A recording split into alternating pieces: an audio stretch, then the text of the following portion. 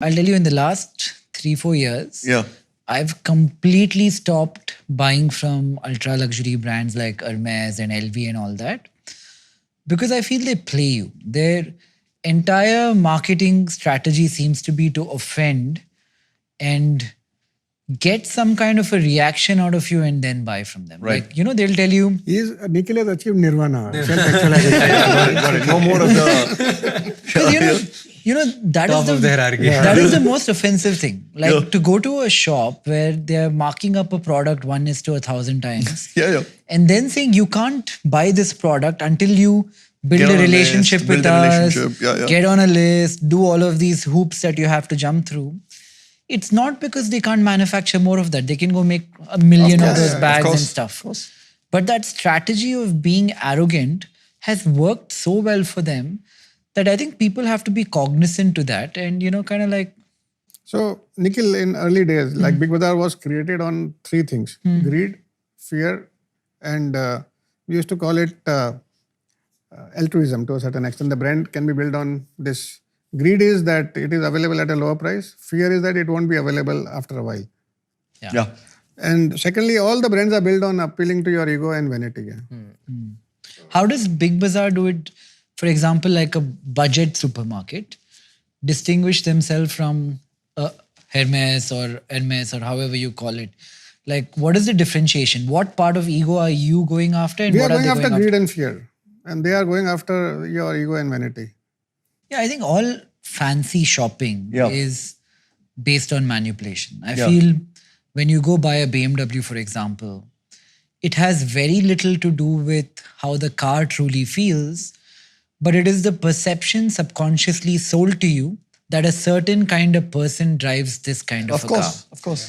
Because in isolation, if we were not to be social beings, Yeah. if you had a BMW at home, after 1 week, you're not going to go look at it, admire it, and drive it and be like, wow, this is amazing. Correct. Any car you'll get bored of, right? It's Yes. like everything else in life. But I think that marketing messaging, right? Like what BMW has created. Yeah.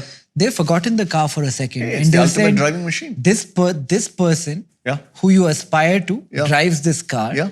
I think we have to figure out how to help people who are building brands 0 to 1 build what BMW built in a different manner for a different world. I think Raj will have some insights there because he's kind of building that bridge with House of X. So I'll tell you, it's not only luxury brands. I think this also Applies mass to brands mass do and the. mass Every premium brand brands, does the yeah, of same course. thing. They try to play on showing you an ideal image of somebody you will become. Like the classic examples in India I could give is the complete man. Like Yeah. Thank you. Raymond's. like the complete man Yeah. Raymond's. Yeah. What they would do is, hey, a man, if you want to be a complete man, you would wear this. It's an ideal situation Yeah. they're trying to sell. Yeah. So they always do that. It doesn't go with luxury. It goes with everywhere. In fact, it goes with kids as well. Yep. Like Absolutely. I'm a complan girl, I'm a complan boy. Everybody, they got a reason to do this, right? So at the end of the day, you want to tell stories and that's how you sell. And one of the classic examples is you sell an ideal state who you're not. So By the way, always there's fashion nothing is new designed for in young it. people. There's nothing new in it. Yeah. And in fact, one of the big, like what I believe in is, so let's say luxury brands don't want to sell it to people who have money. They want to sell it to people who don't have money. And the reason is that, like that's how they are able to build their brands in that way. So they want to sell it to like, you're not their ideal TG, Nikhil. No, but That's, no. But they want to sell it to someone who will save for this LV bag for months and then come out. But that's not happened in India yet. Yeah. No. It's still there in, I think it's happened in China and a lot of other countries. And the US maybe, but US, not in India yet. At least I just can think tell so. you that I don't have any data, but my experience amongst my friends, people are saving up for the cars which they want to show car, off. yes. People are saving up for the watches they want to show car off. and house, I think, for yes. sure. And the biggest thing that is happening is shoes, sneakers. Sneakers just started happening, yes. Yeah, so the people Not are for saving up for handbags and sneakers. all yet.